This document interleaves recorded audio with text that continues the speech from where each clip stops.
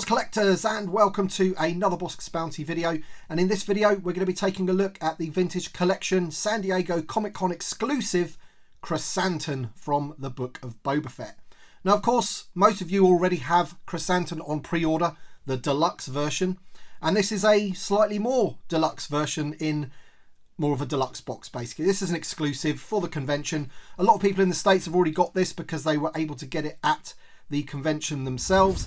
A good friend of mine, Anthony from the Imperial Communique, check out his channel if you haven't already, actually picked one of these up for me. It was due to arrive in the post either today or tomorrow, but this one came this morning directly from Hasbro Pulse UK, so this one managed to get here first basically. But that's by the by.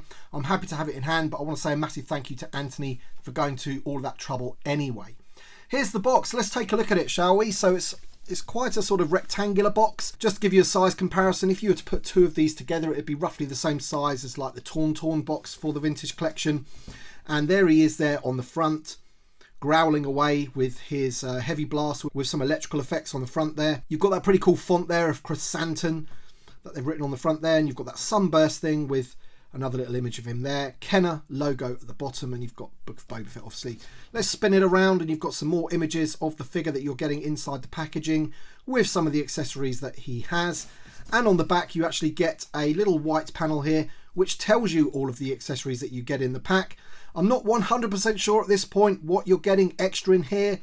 I don't know whether the hands are different compared to the ones that you're going to be getting in that deluxe pack. But what I do know is that you're getting an extra heavy blaster, you're getting a bowcaster, and you're getting the knives. I'm pretty sure that those are not included in the standard deluxe version. However, in the deluxe version, you do definitely get a separate set of hands, and you do get the little sort of electric effects on his knuckle dusters, and you do get a mug and that little bomb thing, the fruit bomb thing. So not a great deal added to this set. He does have a different head with a growling mouth, which you don't get on the other version, and I actually much prefer this one. So I'm glad that I've got this Krrsantan first, because this is probably the one that I'm going to be, having in most of my displays. On the other side there, you can just see some more images of what he looks like. There he is with the bowcaster, and there he is with the bowcaster on his back, which is pretty cool. And there he is with that, what is it, a fruit bomb or something. The box has like a sleeve on the outside. This is one sleeve and then some tape there, and we'll just cut this tape away, slide the middle out, and then you can see what's inside. Just as a quick side note here, you can actually take those round stickers off which are holding this in place. You don't need to cut them, however you might want to be a little bit careful. I managed to do it okay on each side without any litho damage, but we did get some damage there. But this actually is a sort of black sticker. I'm not really too sure what that is hiding behind there. When you take it off, it kind of rips it a little bit and leaves some of the sticker residue there. So I'm not really too sure what's behind there. Maybe it's some kind of warning or something. But yeah, that's the box. Okay then, so when you've removed those stickers on the top and the bottom, you are left with this internal box which has some awesome artwork on there. You've got his belt which goes across the middle, but then you've got all of these action poses or artworks of Krrsantan in action, and he looks absolutely awesome. This one looks more like from the comics, and this one here looks like a picture of him from the live action. You can really definitely tell that that is straight from the Book of Boba Fett. Once again, some more images of them there, and again that one there is definitely from live action, but these two and those two are from maybe the comic or something. And yeah, more, there's his shoulder pads on there. You've got vintage collection logo down there. All in all, pretty cool packaging. This is the sort of thing that you would expect from a exclusive, basically San Diego Comic Con exclusive anyway. And we'll just open this up now, and I love the way that opens. It's got a sort of movement to it. You can just see there it's moving inside, and then you can open it right out. We'll just take that leaflet out, and then you can see that the figure's going to slot out. But there it is. It's nicely presented. You've got his sort of heavy blaster there and the other one there, two knives, and then all the other bits there. Maybe in there, that's where the other accessories, his hands and everything's going to be. So let's take all of the bits out and take a look at the figure. Alright then, so here is Krrsantan out of the packaging, and before we take a look at the figure in detail, I thought it best to do a size comparison against some other figures. And the obvious choice for that is Boba Fett, considering he hangs around with Boba Fett in the show. So there you go. You can tell that he is a much bigger and taller figure than Boba Fett. But I thought it'd be a good idea to also compare him against Chewie, because he's a fellow Wookiee at the end of the day. Obviously, Chewie is much taller than any sort of human that he hangs around with Wookiees are generally quite tall. You can see that he is a little bit taller than Krrsantan, but also we do know that Chewie is supposed to be quite slim as well. And, you know, Krrsantan is much sort of beefier and bigger, isn't he? He's a definite sort of warrior, if you like, in the Wookiees. But there he is against Chewie and Boba Fett, just so you can get a sense of scale. Okay then, there's Krrsantan standing there on his own. I've got to say, first impressions, he's a really good figure. Plenty of articulation. Not too much on the head, which we will get into in a second, but the detailing of the figure's pretty good. He is mostly black in colour, but he does have sort of lighter fur on his sort of thighs and also on his like bicep area, and a little bit on his face as well, just to bring out some of the detail. As I mentioned before, in this SDCC version, you do get a alternative head. You get the one where he's growling, where in the regular release that's going to be coming out later in the year, his mouth is closed. The detailing on his armour is really good. I'm loving the paintwork on there, and there is some weathering on there to bring out some of the detail as well. They've got like a dry brush in between all the nooks and crannies on there, and it does bring out the detail. Same colour is used on his knuckle dusters and also on his like Wookiee braids that he's got there coming down from his chin area. He's got some of those little gold rings on there as well. On the back, you can see some of his like dreadlocks or whatever they are, once again tied up with those gold rings. He also does have a belt as well, which is just under his fur, which goes all the way around. And the same gold is also used to attach that sort of pelt that he's got hanging down from the belt. So pretty cool figure. He is definitely a stocky character. And now you've seen him like that, we're going to have a really close-up look at the figure and all of the accessories. So there he is, an ultra close-up there. You can really see the paintwork on his tongue and teeth and his eyes. He definitely looks pretty menacing to me. I think it's a really good sculpt. Of course, sometimes it is difficult to sculpt in fur and hair, but I think they've done a pretty good job on him. And you can really see those shoulder pads there. That is an actual separate piece. It does move around, so it doesn't get in the way of articulation or anything like that. And we will be taking a look at the articulation any second now. We're just going to carry on taking a look at the figure as we go down. So yeah, pretty cool. You can see all the detailing there on his armour. It's like double bandolier type thing. Alright, so that's the figure. Let's take a look at the articulation. Now, this is the only thing that I really don't like about the figure, but I don't think there's really too much they could have done about it.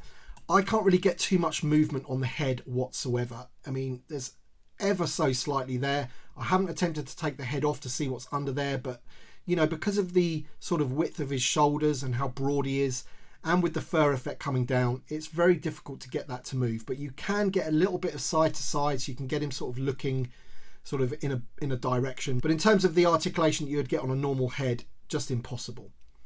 The shoulders go right up, plenty of room there, and you can see it does push up that armour, and this is made of a soft vinyl, so you can see it sort of squeezing between his head and his arm there. So that's really good. So you can have no problem at all making that arm go all the way around. So that's awesome. He has a hinge at the elbow, which goes just about past 90, and he also has hinges and swivel at the wrist, but it's covered up by the fur, and because of that you don't get a huge amount of motion on there at all. He has a ball on his lower torso, nothing at the upper torso, but that's enough that you need for him. And he does have those new barbell hips. He has the split at the thigh, and he has a knee joint hidden by the fur, which goes up to about that far, so almost 90. And of course he has a hinge and a rocker on the ankle. Okay then, so some pretty awesome articulation for the figure, and it just makes me want a all new Chewbacca even more, to be honest. I'd want the head to move a little bit more, but in terms of the hips and everything, you know, the current Chewbacca that we have at the moment has got swivel hips, and as far as I'm concerned, that is not acceptable when you can make figures this good. But there he is, looking awesome. And now we're going to take a quick look at the accessories. So the first accessory is his heavy blaster. You can see some nice detail on there. You've got a couple of red buttons, and you've got the barrel of the blaster painted silver. This piece on top is actually removable if you wanted to do that, and it only goes in one way. You can see it's got like a T-shaped peg, so you know that can only go one way, and that just sits in there.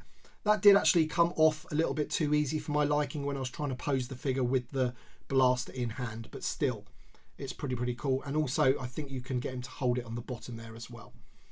But it does fit in his hand really well, And yeah, nice accessory. Next up is a bowcaster, and this is the same bowcaster that you would get with any Chewie figure in the vintage collection, or any Chewie from the last 15 years most likely. And it's always annoying, this one, because it comes in two parts. You get this piece here, and you just have to sort of slot this piece in here like so, and hope it stays there. And there you go, there's his bowcaster. No paint apps whatsoever on there, just black plastic. Next up we have this heavy blaster here, and this one actually reminds me of something that you'd get in Halo maybe, or Men in Black or something.